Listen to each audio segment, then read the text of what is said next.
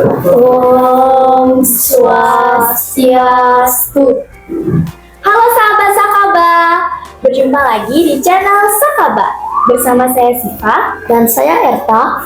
Hari ini kami mendapatkan kesempatan yang sangat luar biasa karena narasumber kali ini sangat istimewa sekali, yaitu Bapak Inengah Kelagu. Om Swastiastu, Bapak. Senang sekali hari ini mendapat kehormatan untuk dapat berbincang langsung dengan Bapak. Baik Bapak, mungkin Bapak dapat memberikan sapaan terlebih dahulu kepada para sahabat Sakaba yang sedang menyaksikan acara ini. Om Swastiastu, sahabat-sahabat semuanya. Jadi semoga hari ini dalam keadaan sehat semua. Ya. Jadi kami mungkin izin memperkenalkan diri. Ya, nama sudah disampaikan. Inengah Kelagu. Jabatan saya adalah selaku Kanit Kamsel Satlantas Polres Bangli. Jadi kami di fungsi Kamsel melaksanakan pembinaan, mengedukasi kepada masyarakat tentang tertib berlalu lintas. Mungkin itu aja dulu. Ya. Lalu lintas adalah pergerakan kendaraan, orang dan barang di ruang lalu lintas jalan yang diatur untuk mencapai keamanan, keselamatan, ketertiban, dan kelancaran. Komponen utamanya meliputi manusia, kendaraan, dan jalan, Bapak. Apakah semua orang bisa menggunakan sepeda motor atau mobil di jalan, Bapak? Baik, terima kasih. Jadi lalu lintas, ya, lalu lintas adalah semua pergerakan, jadi perpindahan barang, orang maupun kendaraan, ya, di jalan dalam ruang lalu lintas. Gitu. Jadi setiap orang, walaupun adik-adik berjalan kaki itu sudah merupakan proses lalu lintas, ya. Jadi walaupun kita jalan kaki tidak menggunakan kendaraan, kalau kita sudah menggunakan jalan sebagai sarana kita di dalam pergerakan itu sudah namanya lalu lintas, ya. Jadi supaya tidak salah arti, baru kita jalan kaki itu kita tidak sedang berlalu lintas, ya. Jadi tetap itu adalah berlalu lintas. Nah, pada saat berlalu lintas siapa saja yang boleh di dalam melaksanakan lalu lintas itu tentu yang pertama adalah pengendara kendaraan, ya, pengendara kendaraan. Nah, syarat daripada pengendara kendaraan boleh mengendarai kendaraan adalah tentu yang pertama adalah sudah memenuhi umur 17 tahun ke atas, ya, tentunya, dan harus memiliki SIM sebagai komponen pendukungnya, bahwa yang menunjuk SIM itu adalah sebagai bukti, ya, bukan hanya sekedar identitas, bahwa SIM itu adalah sebagai bukti bahwa seseorang memiliki kemampuan untuk mengendarai kendaraan, ya. Karena apa? Karena SIM itu mereka mendapatkan SIM sudah melalui ujian, ya. Jadi ada beberapa tahapan pengujian, ya. Di antaranya adalah dengan melalui tes kesehatan, kemudian ada tes psikologi, ya. Jadi sebagai syarat kesehatan jasmani dan rohani, ya, itu adalah tes kesehatan dari dokter, kemudian tes psikologi, ya. Nah, kemudian setelah itu tes kemampuan. Tes kemampuan di sini adalah tentang teori lalu lintas, ya, tentang pengetahuan tentang lalu lintas, ya. Kemudian tes praktek. Jadi bagaimana dia berkendaraan, kemampuan dia berkendaraan bagaimana, apakah memenuhi syarat untuk mendapatkan SIM. Jadi demikian, ya. Jadi kalau orang sudah memiliki SIM itu baru sebenarnya boleh mengendarai kendaraan. Ya. Silakan. Tentunya dalam berlalu lintas pasti ada aturan umur untuk semua orang, Bapak. Ya. Untuk usia berapa seseorang bisa mengendarai sepeda motor atau mobil, Bapak? Ya, baik, terima kasih. Jadi seperti Bapak sampaikan tadi, ya. Jadi umur daripada seseorang boleh berkendaraan, ya, mengendarai kendaraan bermotor, ya. Jadi baik sepeda motor maupun mobil itu adalah 17 tahun ke atas, ya. Jadi kalau ada adik masih di bawah umur itu, Bapak sarankan jadi jangan dulu berkendaraan, dalam artian berkendaraan di jalan, ya. Karena di jalan itu sangat banyak risiko daripada berlalu lintas tersebut, ya. Jadi diantaranya adalah kecelakaan lalu lintas yang kita tidak bisa prediksi kapan bisa terjadi, ya. Jadi kecelakaan lalu lintas itu adalah hal yang tidak terduga dan hal yang tidak disengaja, ya. Jadi siapapun pada dasarnya orang tidak mau mengalami kecelakaan, kan demikian. Nah, oleh karena itu, karena di bawah umur 17 tahun itu adalah dianggap masih usia anak-anak, ya, dalam artian usia anak-anak tersebut belum bisa bertanggung jawab, ya, baik pada dirinya sendiri maupun kepada orang lain, sehingga diharapkan jangan dulu mengendarai kendaraan bermotor, demikian adik-adik ya. Jadi nanti kalau sudah memenuhi syarat umur, kemudian adik-adik apalagi sudah memiliki SIM, silakan. Jadi namun demikian tentu harus tetap memperhatikan faktor-faktor keselamatan di dalam berlalu lintas, ya. Ya, baik, terima kasih. Pertanyaan selanjutnya Bapak, mengenai rambu-rambu lalu lintas yang sering mungkin kami temui di sisi jalan raya. Rambu-rambu apa saja yang harus dipahami oleh pengendara motor atau mobil, dan sanksi apa jika pengendara melanggar rambu tersebut, Bapak? Baik, terima kasih. Ya. Jadi tentang rambu lalu lintas, ya. Jadi rambu lalu lintas adalah sebagai petunjuk kepada masyarakat, ya, pengguna jalan tentang hal-hal yang boleh, ya, kemudian yang tidak boleh dilakukan selama berlalu lintas, ya. Untuk rambu, ya, rambu itu ada 4 macam, ya, 4 macam. Yang pertama adalah rambu peringatan, ya, kemudian rambu larangan, kemudian rambu petunjuk, dan rambu perintah, ya. Masing-masing punya warna tersendiri. Jadi kalau rambu peringatan itu warnanya kuning, ya, kemudian rambu larangan itu warnanya merah, kemudian rambu petunjuk maupun perintah itu warnanya biru, ya, biru atau hijau, ya. Jadi adik-adik mungkin bisa melihat contoh-contoh daripada rambu lalu lintas di jalan, ya. Mungkin yang untuk peringatan mungkin rambu tentang banyaknya tikungan, ya, itu sebagai peringatan. Kemudian ada jalan tanjakan maupun jalan turunan, itu ya. Jadi itu sebagai contohnya. Kemudian tentang rambu larangan, ya, mungkin dilarang parkir, ya, dilarang berhenti, gitu. Adik-adik bisa lihat di jalan raya. Nah, kemudian tentang rambu petunjuk, ya, petunjuk itu banyak sekali, ya. Apakah petunjuk tentang tempat dan lain sebagainya. Nah, kemudian mungkin ada petunjuk tentang rumah sakit, kemudian rumah makan dan lain sebagainya, ya.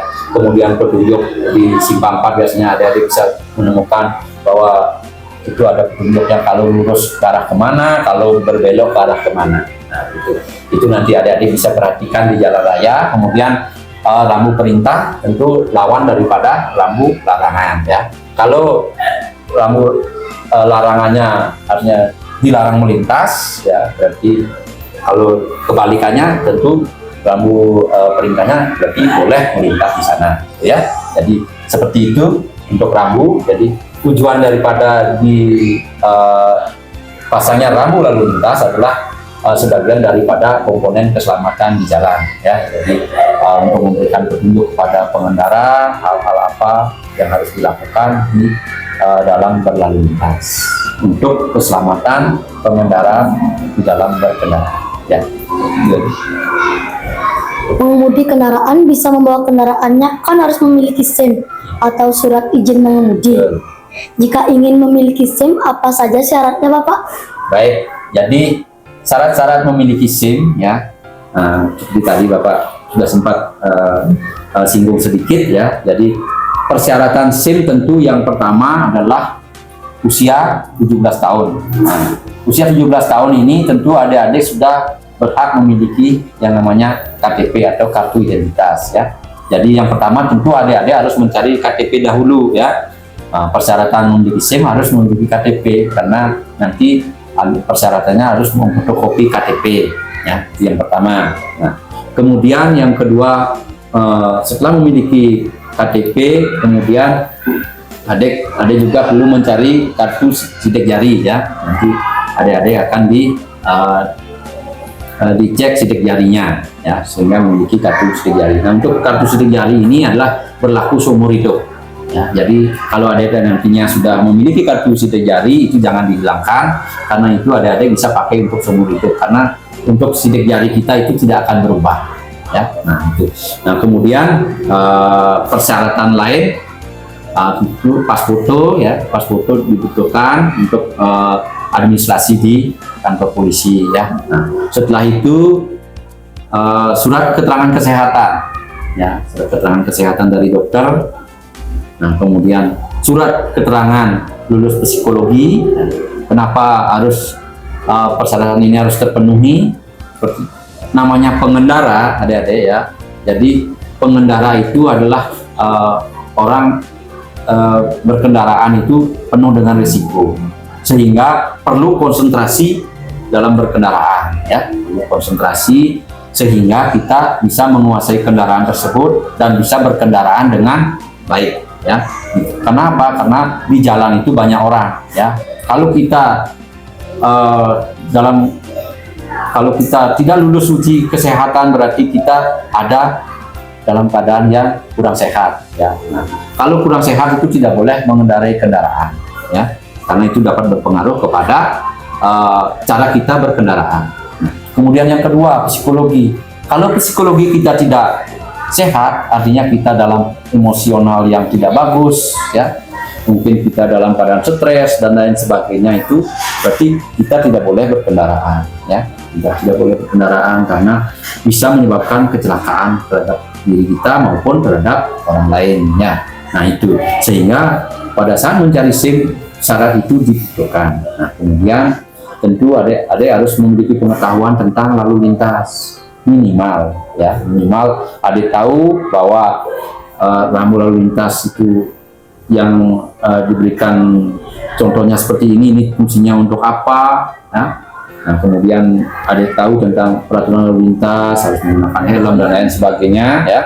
Nah, itu kemudian yang terakhir tentu ada ujian prakteknya, ya. Ujian praktek itu adalah untuk sebagai bukti bahwa adik-adik yang akan nanti diberikan SIM itu betul-betul sudah mampu mengendarai kendaraan, ya. Berarti bukan baru belajar menaiki kendaraan, ya. Jadi adik-adik bisa mendapatkan SIM kalau adik-adik sudah mampu mengendarai kendaraan, ya. Bukan diberikan kepada orang yang baru mau belajar berkendaraan, ya. Jadi sehingga pada saatnya nanti adik-adik mencari SIM, adik-adik posisinya adalah sudah bisa berkendaraan, ya. Nah, itu sehingga SIM bisa diterbitkan oleh petugas, ya. Sehingga nanti pada saat adik-adik di jalan dengan adik-adik memiliki SIM tersebut, berarti adik-adik sudah tahu peraturan lalu lintasnya dan sudah bisa berkendaraan dengan baik, ya. Sehingga apa yang menjadi tujuan daripada berlalu lintas adalah untuk keselamatan itu bisa terwujud, ya. Jadi itu, silakan. Pertanyaan selanjutnya, Bapak. Saya pernah mendengar ada kegiatan dari Kepolisian Lalu Lintas, yaitu Operasi Keselamatan Agung 2026. Seperti apa jalannya operasi tersebut, Bapak? Sasaran dari Operasi Agung itu apa, dan apakah ada kendala dari jalannya Operasi Agung tersebut? Baik, terima kasih. Jadi, operasi kepolisian, ya, dengan sandi Operasi Keselamatan Agung 2026, ya, kami laksanakan sudah bulan lalu, ya, bulan Januari. Jadi sudah dilaksanakan. Jadi tujuan daripada operasi kepolisian dalam hal ini operasi dalam hal lalu lintas, ya, ada beberapa operasi sebenarnya, ya. Yang pertama adalah operasi keselamatan, kemudian yang kedua ada operasi patuh, ya, kemudian ada operasi zebra.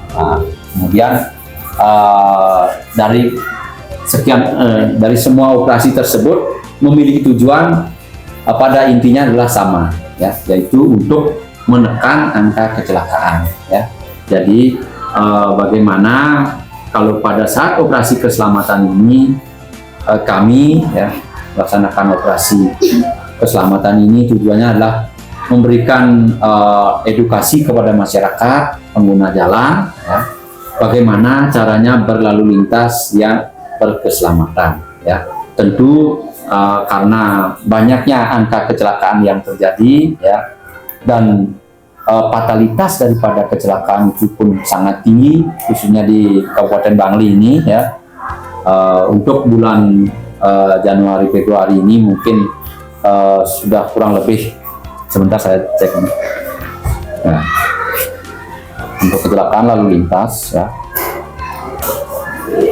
Nah, sampai dengan bulan Maret ini adik-adik, ya, kecelakaan lalu lintas di Kabupaten Bangli itu sudah mencapai 20 kasus ya.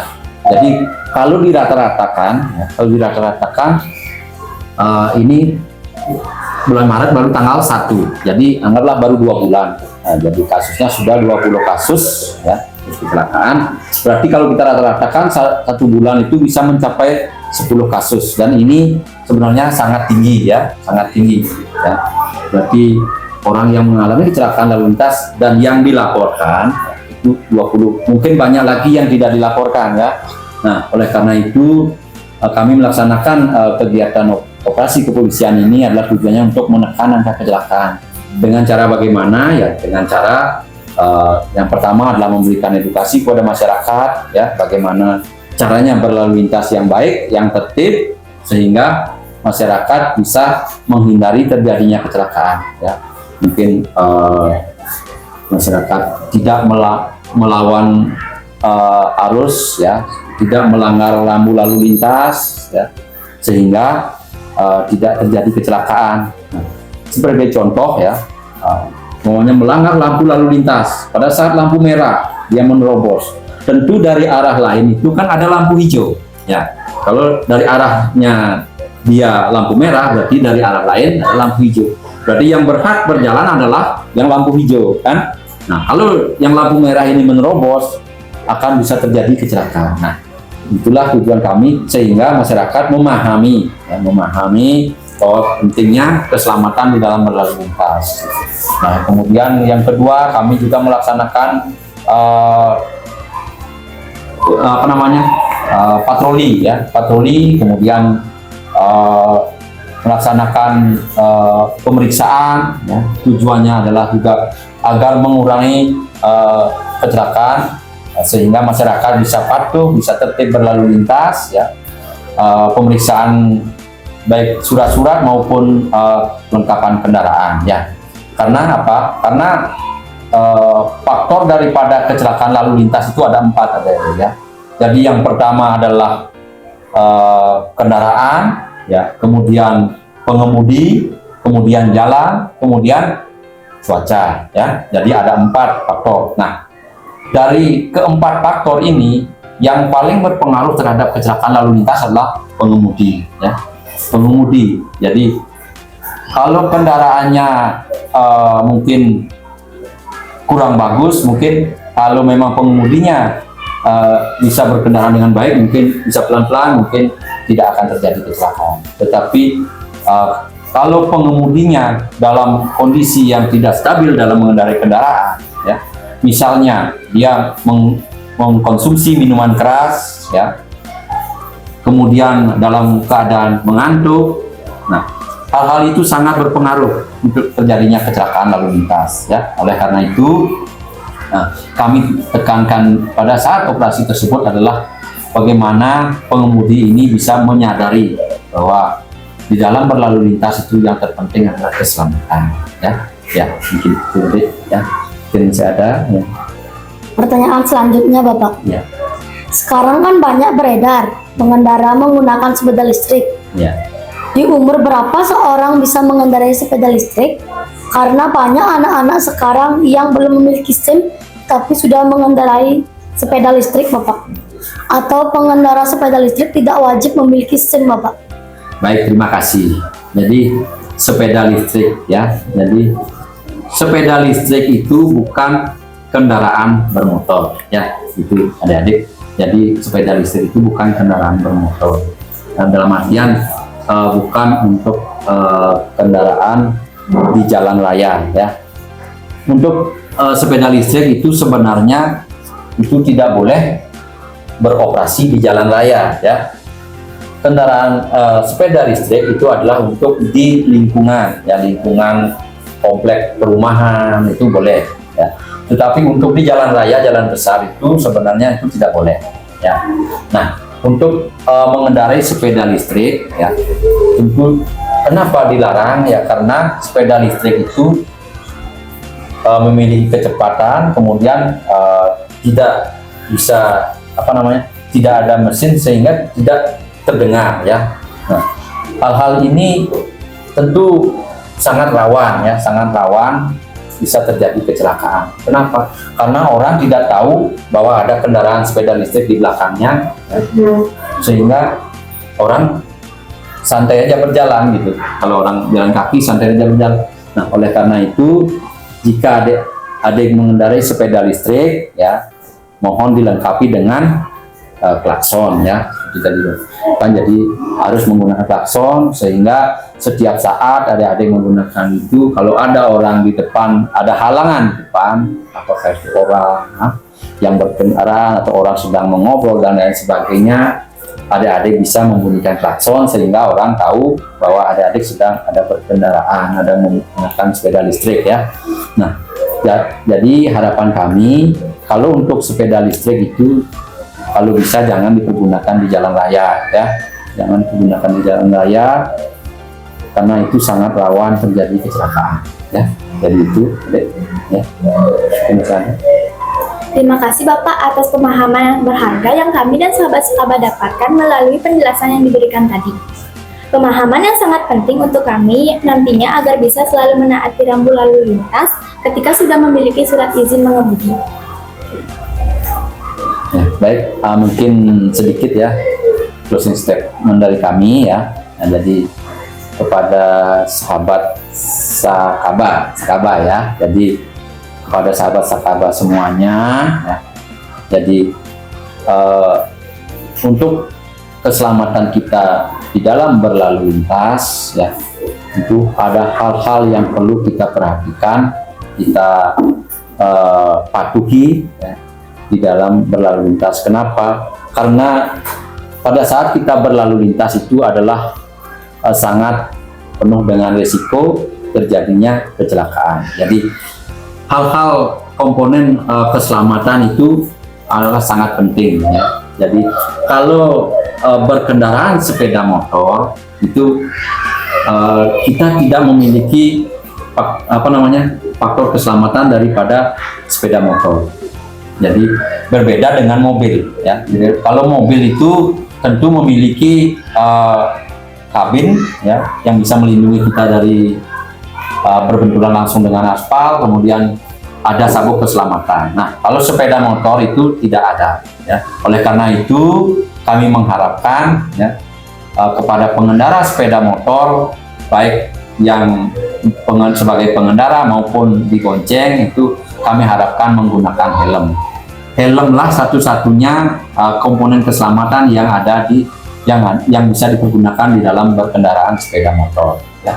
Sehingga baik pada sahabat Sakaba, ya. Jadi nanti kalau berangkat ke sekolah diantar oleh orang tua, jadi tolong ingatkan orang tuanya untuk menggunakan helm, ya, dan juga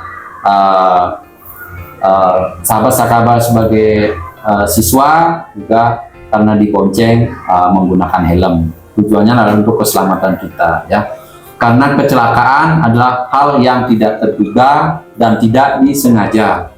Nah, oleh karena itu kecelakaan pun tidak memandang kita berkendaraan jauh ataupun dekat. Nah, oleh karena itu setiap kita berkendaraan di jalan raya, yang pertama patuhi peraturan lalu lintas, tertib di jalan, dan pergunakan helm sehingga kita semua bisa selamat, ya, baik berangkat maupun kembali ke rumah. Itulah harapan kami semua. Terima kasih atas undangan adik-adik semua, ya, dalam kesempatan yang sangat baik ini. Kami sangat mengucapkan terima kasih sehingga kami bisa berbagi kepada rekan-rekannya semua, memberikan pemahaman kepada kita semua. Mari kita dukung keselamatan berlalu lintas untuk kita semua. Terima kasih. Nah, sahabat Sakaba, jadi itulah sedikit obrolan bersama Bapak Ineng Hatelagu. Semoga Bapak selalu diberi kesehatan dan kemudahan dalam hal apapun. Nah Bapak, terima kasih karena telah meluangkan waktunya untuk dapat berbincang-bincang pada tayangan ini. Semoga hal-hal yang telah disampaikan tadi dapat bermanfaat bagi yang menyaksikan tayangan ini, khususnya para sahabat Sakaba. Akhir kata, saya ucapkan terima kasih dan mohon maaf apabila ada penyampaian yang kurang berkenan di hati para sahabat Sakaba. Kami tutup dengan Parama Sati. Om Santi Santi Santi Om.